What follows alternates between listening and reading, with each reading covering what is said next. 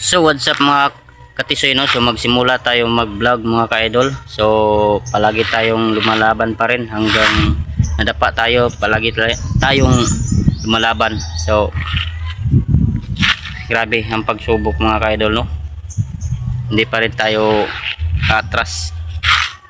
Yan mga ka-idol, mga kabitisoy, ay ako po ngayon ay wala na pong asawa, iniwan na po. So hindi na natin sabihin dito, basta tayo ay patuloy pa rin sa ating pag-vlog, sa ating content. So pag malaki ng followers ito ay hanap tayo ng guide natin, kasi hindi man tayo marunong mag sa Bisaya pa ba magkuha tag guide ba para mo kuan bitaw sa to mga ka-idol. So ngayon magsimula tayo mag video sa dito sa Bukang Purok City. So pag-abangan lang. So please support naman sa aking YouTube channel Boy Tisoy 2.0. Yan lang po. Maraming salamat po.